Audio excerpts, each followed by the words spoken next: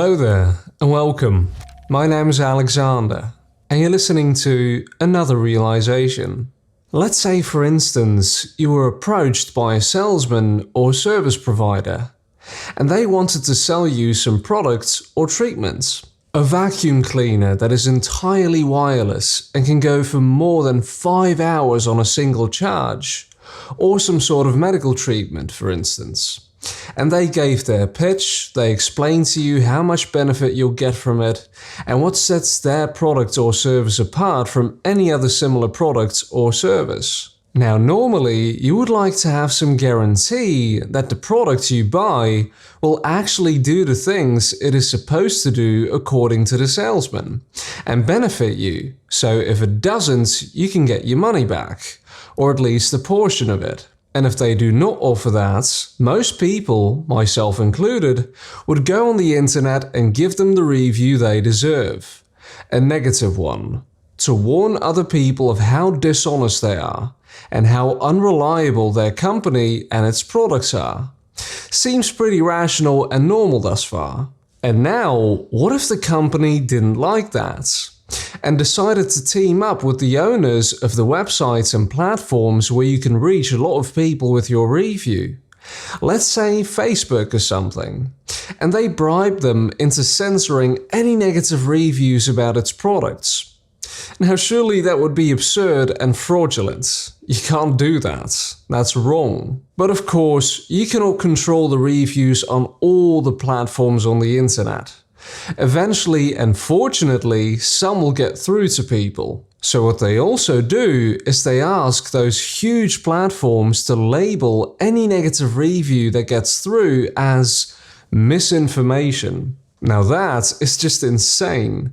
They absolutely don't care about offering a good service or product that actually benefits their customers. They just want to obtain money in a very fraudulent way.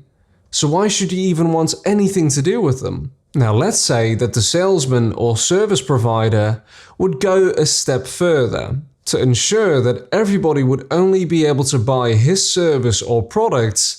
The salesman or service provider teams up with a large criminal organization that has an army of blindly obedient henchmen that just enforce whatever arbitrary commands it spews out, without rationally thinking through whether it's even right or reasonable. And the criminal organization would send out their henchmen to do violence against any other person or company that sells a similar product or service, to ruin their lives and their business, and potentially lock them up in a cage, to get rid of competition. Now, I'm pretty sure most of you will find that very despicable.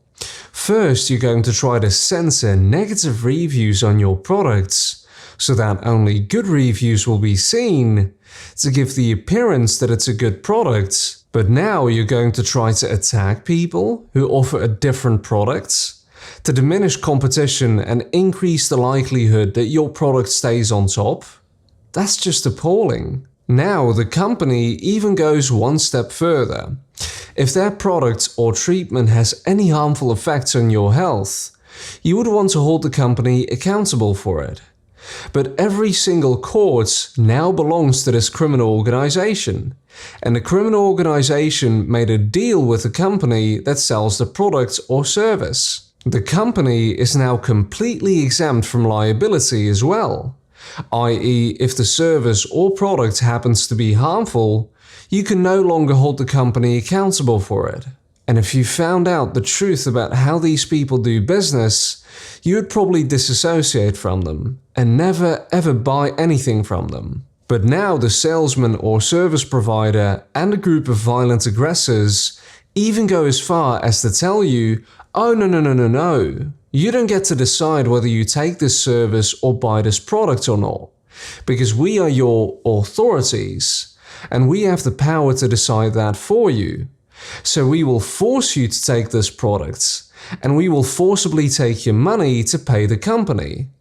Now, if the service doesn't benefit you at all, or if you disagree with it, it wouldn't matter in the slightest, because you don't get to choose what you will do with your own money. We are your authorities, and we will decide that, whether you agree with our decision or not. Most of you would probably go like, you can't do that, that's extortion and arrest, that's just criminal. Not really surprising since it's a criminal organization. So what happens if you still decide to move on and not give them any of your money and just ignore those bunch of psychos? Oh well, you're not allowed to do that, because we will send our paid henchmen to your house to kick down your front door, do violence unto you, drag you away from your friends and family, and lock you up in a cage for several years. But of course, none of that has to happen if you simply comply and do as we tell you. And by the way, you're the violent one if you try to resist our attempts to extort and kidnap you.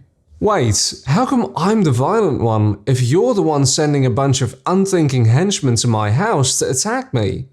How did you become the good guy when you're clearly the one who's initiating violence onto people?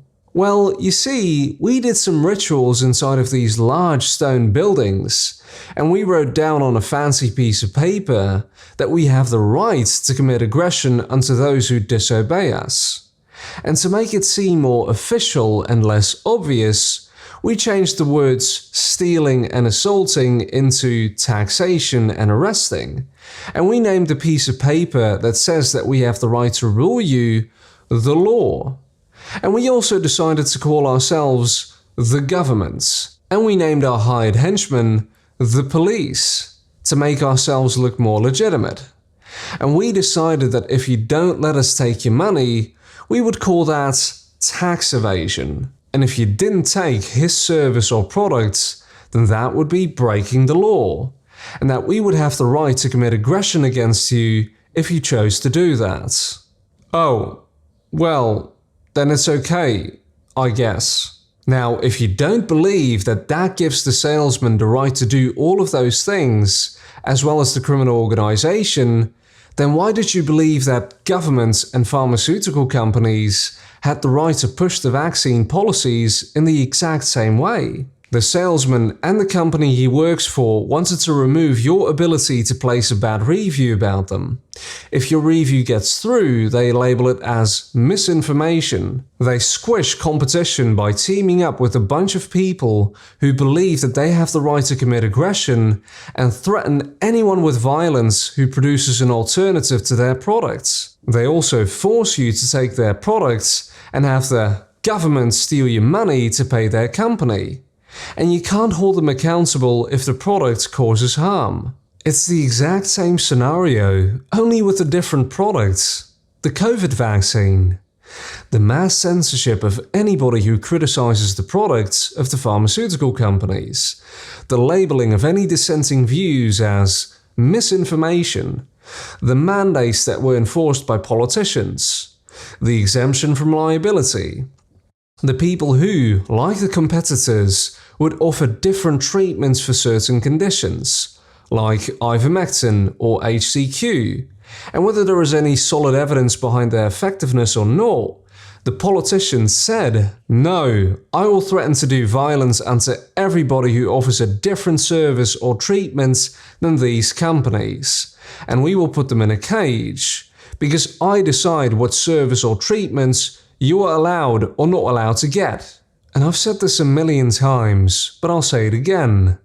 When somebody claims the right to decide what you may or may not do with your own body, and what you may or may not take into your own body, then they are claiming ownership over your body, because they claim the right to decide what is done with you. To own something is to have the exclusive right to decide what is done with that thing. I own this microphone. Therefore, I decide if I want to lend it to somebody or paint it a different color. The fact that I decide what is done with it makes it my property. And the case is the same when somebody claims to own you. The premise is that the decision is theirs to make. And of course, you're allowed to ask them not to do things to you that you don't like, and ask for their permission. You're allowed to petition and protest and whine and complain and shout, "We want freedom." But all the politicians hear is "we want," which means that it's up to them to decide whether they give it to you or not. So ultimately, the decision is theirs to make. And when they say no, bad luck. If one person claims to have the supposed right to decide what is done with another person, then that means he owns that person. And when one person owns another person, then that is the definition of slavery. And by the way, if you're one of those people that shouts those sort of things, like, "We want freedom," stop doing that. Because you're doing nothing but condoning your own enslavement by acknowledging that it's up to them to decide whether you're free or not, and how free you may or may not be.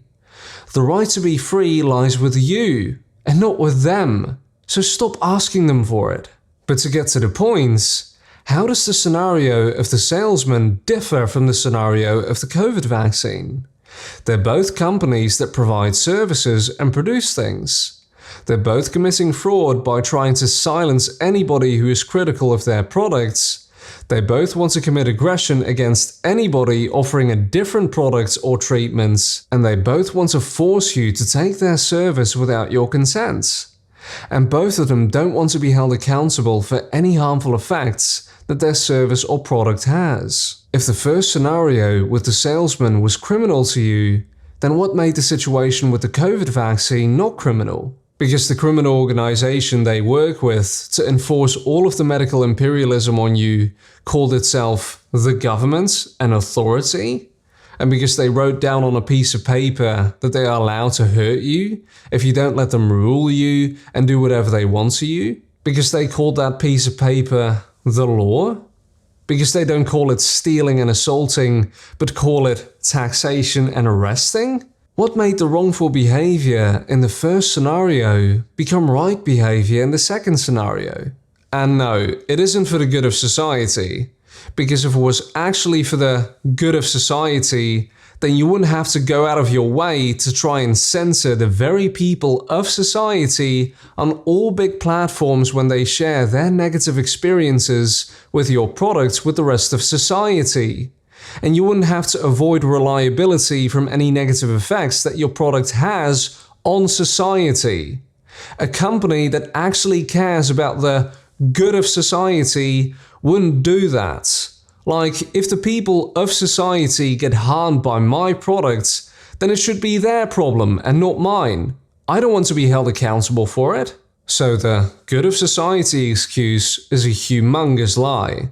Besides, even if it was actually for the good of society, that still wouldn't justify the act of committing criminal activity. Let's say that a ruler would enact a law that said that from now on, everybody has to eat a healthy diet and exercise every day.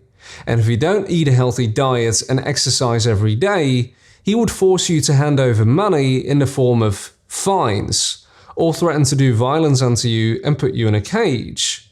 Would that make it okay for him to do that? Now, it's for your own good, and you will actually benefit from it.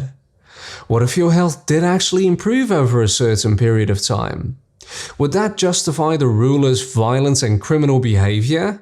And would that make it okay for him to impose his dietary preferences on you?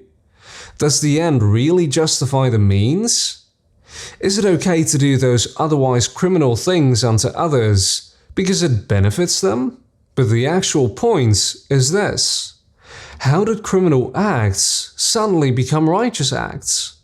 How do we go from knowing that something is blatantly fraudulent to outright demonizing anybody who is critical of the exact same level of fraud? Food for thought. Thank you for watching, and I'll see you soon.